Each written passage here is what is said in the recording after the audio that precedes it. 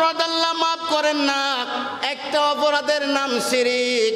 2 number বিষয়টা হলো হক্কুল ইবাদ, বান্দার হক আল্লাহ মাফ করবেন না। আমাদের দ্বারা বান্দার হক লঙ্ঘন হয় কিনা হয় না?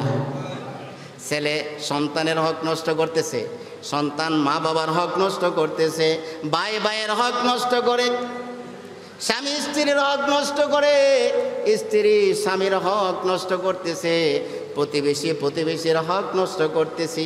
যেরকম ঠিক না? হক্কুল ইবাদ বলতে আমরা একটা জিনিস মনে করি, কেউ যদি কারো কাছে টাকা পয়সা পাওনা হয়, এটা যদি না দেয় তাহলে হ্যাঁ হক মেরে খেয়েছি। হক্কুল ইবাদ বলতে আমরা মনে করি ভাই জায়গা জমি নিয়ে কেউ যদি কারো সম্পদ জোরে দখল করে লায় তাইলে এটা হক মেরে খাইল।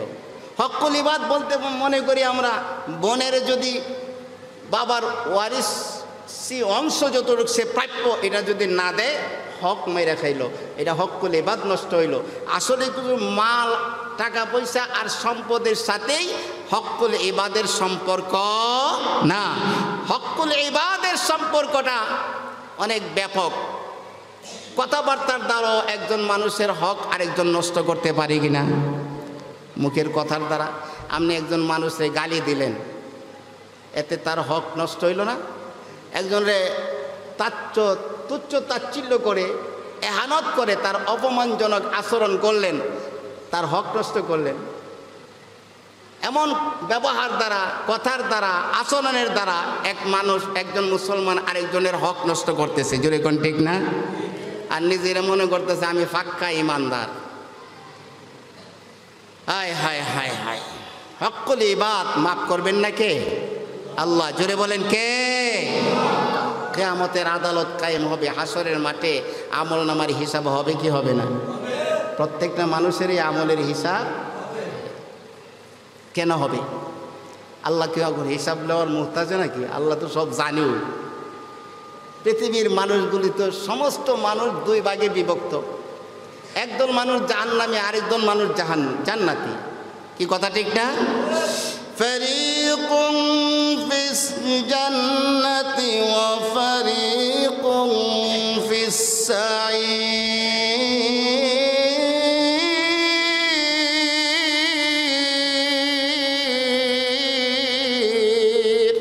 একদল মানুষ জান্নাতে যাবে, আরেকদল মানুষ যাবে জাহান্নামে। এটা আল্লাহ পাক জানে কি না? জানে না। বলে আমল করার পরে আল্লাহ জানছে না, আগে ওই জানে। মানুষ জাহান্নামের আমল করার পরে আল্লাহ এটা জানছে হে জাহান্নামী, না আমল করার আগেই জানে? আরে সৃষ্টির আগেই তো সব জানে। আল্লাহর এলমে আজলের মধ্যে সব কিছু আছে না নাই? কারণ মানে কাল যে একটা বিষয়, অতীত কাল, বর্তমান কাল, ভবিষ্যৎ কাল, এটা তো আমাদের জন্য। আল্লাহর জন্য তো কোনো কাল নাই। অতীত বর্তমান ভবিষ্যৎ সবই সমান। জোরে কোন ঠিক না? কাজে কোন মানুষটা জান্নাতে যাবে, কোনটা জাহান্নামে যাবে, সৃষ্টির আগের থেকে আল্লাহ জানে। আল্লাহ চাইলেই যারা জাহান্নামে যাবে এর জাহান্নামে ঢুকাই দিতে পারে, যারা জান্নাতে যাবে জান্নাতে দিয়ে দিতে পারে। কিন্তু এটা না করে হাসরের মাঠ কায়েম করবেন। কে করবেন? আরো জোরে বলেন। হাসরের মাঠ কায়েম হবে। কেন কায়েম হবে? এর অনেকগুলো কারণ। এর মধ্যে একটা কারণ হলো আল্লাহ পাক হক্কুল ইবাদ, বান্দার হক আদায়ের ব্যবস্থা করবেন। দুনিয়াতে অনেক মাজলুম জুলুমের শিকার, নির্যাতিত হয়ে মজলুম অবস্থায় জীবন যাপন করেছে।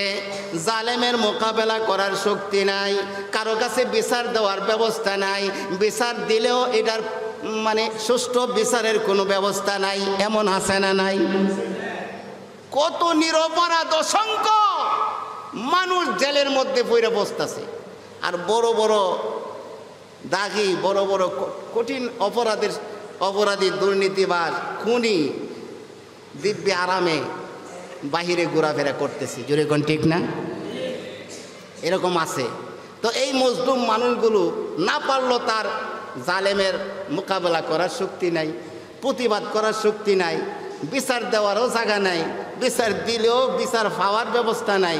এমত অবস্থায় মজলুম অবস্থায় সেই লোকটা মারা গেছে। কিন্তু সে যে মজলুম অবস্থায় মারা গেছে, বিচারটা পাওয়ার অধিকার তার আছে না নাই? দুনিয়াতে তো পাইল না, এখন এটা পাবে কোথায়? হাসরের মাঠে। জোরে কোন সুবহানাল্লাহ। কোথায় পাবে? জোরে বলেন কোথায়?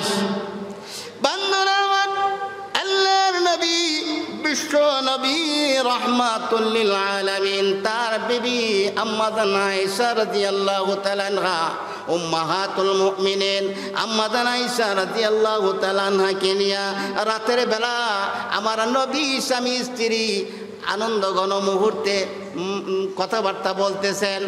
ঠিক সেই মুহূর্তে আল্লাহর নবী খুশি হয়ে বললেন, আয়েশা বলো তোমার কোনো কিছু চাওয়া পাওয়ার আছে কিনা?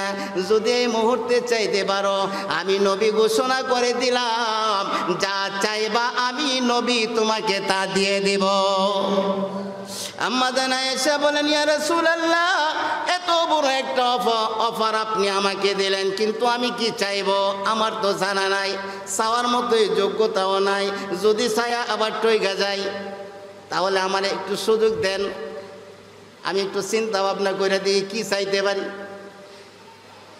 আম্মা জান আয়েশা রাদিয়াল্লাহু তাআলা সুযোগ নিয়ে চলে গেলেন হযরতে আবু বকর সিদ্দিক রাদিয়াল্লাহু তাআলা নূর খেদমতে। গিয়া সালাম দিয়া বলেন, আব্বা জান, আল্লাহর হাবিব খুশি হয়ে আমাকে একটা অফার দিয়েছেন, বলেছেন যা চাইবো তাই নাকি নবীজি আমাকে দিবেন। এবার আপনি বলেন আমি কি চাইতে পারি? আমি চাওয়ার সাহস করি নাই, এই কারণে যদি আবার চায়া টইকা যায়। হযরত আবু বকর সিদ্দিক রাদিয়াল্লাহু তাআলা বলেন, হ্যাঁ মা আয়েশা, আমি তোমাকে জানায়া দেই, আল্লাহর হাবিবের কাছে গিয়া যেই জিনিসটা তুমি চাইবা সেই জিনিসটা হইল, নবীজির কাছে গিয়া বলো, নগো আল্লাহর হাবিব, আপনি যখন মেরাজ শরীফে গেলেন, আল্লাহর সাথে কথাবার্তা হলো, আল্লাহর সাথে কথাবার্তা হলো, জমিনে আবার যখন মেরাজ করে ফিরে আসলেন, অনেক ঘটনার বিবরণ দিলেন, অনেক কথা বললেন, অনেক জানাইলেন। আল্লাহর সাথে যা কথা বার্তা বলা হয়েছে সব কিছুই আপনার বলা শেষ হয়েছে নাকি এমন কোনো কথা এখনো গোপন আছে গো? আল্লাহর নবী যেই কথাটা এখনো আপনি কারো কাছে বলেন নাই, যদি তাই কথা হে গোপন কথাটা আমারে জানাই দিন। সুবহানাল্লাহ। আমরা হইলে কি বলতাম যে আমার স্বামী খুশি হয়ে আমারে সুযোগ দিছে, যা সামু এটি দিত, কমু ধানমন্ডির এই 7 তলা বিল্ডিংটা যেন আমার দিয়া দেয়, অনেক সম্পদ আছে বলবো আমারে 5 বিঘা জমি দিয়া দেয়। যদি এখন ঠিক না, এরকম না? আমরা হইলে এটাই চাইতাম। আল্লাহর নবী ডাকতে বলে, আয়েশা তুমি যে জিনিসটা আমার কাছে চাইছো এটা তো তোমার মনের তোমার পক্ষ থেকে এটা বলো নাই, নিশ্চয়ই তোমারে কেউ শিখাই দিয়েছে। আর যিনি শিখাই দিয়েছেন এমন গভীর হিকমতের কথা আমার আবু বকর ছাড়া আর কেউ হইতে পারে না। আবু বকর বুঝি শিখাই দিছে? বলেন হ্যাঁ ইয়া রাসূলুল্লাহ, আমার আব্বাদের শিখাই দিছে। রসুল বললেন, দুনিয়াতে যদি কারো বাঙ্গা অন্তরটারে জোড়া লাগাই দিতে পারে, তাহলে আল্লাহ পাক তাকে আল্লাহ একটা জান্নাত দান করে দেবে, বাঙ্গা হৃদয়ে জোড়া লাগাই দেবে। আর আমাদের কাজ হয়েছে মানুষের অন্তর ভাঙ্গা দেওয়া, গীবত কইরা কুটনামি কইরা দুজনের মধ্যে কেমনে খালি লাগাই দেওয়ান। জোরে কোন ঠিক না? ঝগড়া লাগাই দিলে পুরস্কার না মিঠাই দিলে পুরস্কার? আরো জোরে বলেন। তো যাই হোক, সংক্ষিপ্ত আকারে বলছি, যেহেতু হুজুর চলে আসছেন, বেশি সময় নেব না বন্ধুরা আমার। আবার আম্মা জান আয়েশা রাদিয়াল্লাহু তাআলা হযরত আবু বকর সিদ্দিক রাদিয়াল্লাহু তাআলা নূর কাছে গিয়া বললেন, ও আমার আব্বা জান, নবীজি বলেছেন পৃথিবীতে ভালো কথার দ্বারা, ভালো আচরণের দ্বারা, ভালো পরামর্শের দ্বারা কারো ভাঙ্গা অন্তর যদি জোড়া লাগাই দিতে পারে, আল্লাহ পাক নাকি তাকে জান্নাত দান করবেন। এই কথা শোনা মাত্র হযরত আবু বকর সিদ্দিক রাদিয়াল্লাহু তাআলা হাউমাউ করে কান্না আরম্ভ করছেন। আম্মা জান আয়েশা বলেন, আব্বা কান্নার কারণ কেন কান্দেন? আমি দেখেছি আপনার জীবনে অসংখ্য মানুষের ভাঙ্গা অন্তরে জোড়া লাগাইছেন, আপনার তো ভয় পাওয়ার কারণ নাই, কান্নার কারণ নাই। হযরত আবু বকর রাদিয়াল্লাহু তাআলা বলেন, হ্যাঁ মা আয়েশা, তুমি ঠিকই বলেছ, যেহেতু আল্লাহ রসুল সুসংবাদ দিয়েছেন বাঙ্গা অন্তর জোড়া লাগাইলে জান্নাত দিবে। আমার বই হইতেছে, আমার জীবনে যদি আমার অজান্তে এমন কোনো কাজ হয়ে থাকে, কারো অন্তরে জোড়া লাগাইবার পরিবর্তে অন্তরে আঘাত দিয়া থাকি, তাহলে তো এর বিপরীতটা হবে জাহান্নাম। বাঙ্গা অন্তরে জোড়া লাগাইলে জান্নাত, আর কারো অন্তরে আঘাত দিলে ঠিকানা কোথায়? আরো জোরে বলেন কোথায়?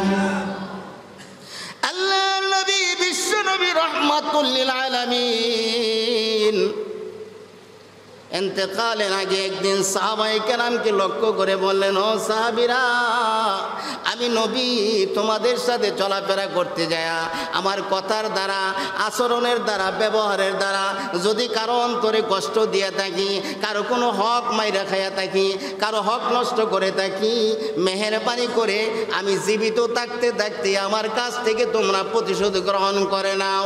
আমার বড় ভয় হয় কিয়ামতের কঠিন আদালতে যখন হকুল ইবাদের মাসালা আসবে, বান্দার হক পরিশোধের কথা বলা হবে, আমি যদি কোনো মানুষের হক মারা অবস্থায়, অন্তরে আঘাত দেওয়া অবস্থায় হকুল ইবাদ নষ্ট করে যদি কিয়ামতের আদালতে আল্লাহর সামনে হাজির হয়ে যায়, দুনিয়াতে ইচ্ছা করলে আমি বান্দার হক নষ্ট করে থাকলে আদায় করার ব্যবস্থা আমার হাতে এখনো আছে, কিয়ামতের ময়দানে আদায় করার কোনো ব্যবস্থা থাকবে না।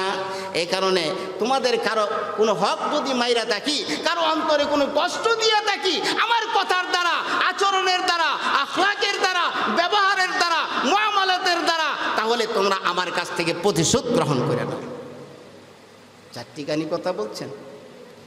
যে নবীর খাতিরে আসমান জাহান গ্রহ নক্ষত্র চন্দ্র সূর্য কুল কায়নাত আল্লাহ পাক সৃষ্টি করলেন, সেই রব্বুর রাহমাতুল লিল আলামিন তিনি হাসরের আদালতে বান্দার হকের বিষয়ে আল্লাহকে কেমন ভয় করা করছেন। আর আমরা কি কত মানুষের হক মাইরা খাইতেছি, কথার দ্বারা আঘাত দিতেছি, ব্যবহারের দ্বারা আঘাত দিতেছি, টিটকারি মারতেছি, মস্কারি করতেছি, কত মানুষের ইজ্জতের উপর আঘাত করেছি, ইহানত করেছি, সম্মানহানি করেছি। কিয়ামতের আদালতে জবাব দেওয়ার কোনো উপায় আছে? আরো জোরে বলুন, আছে নাকি?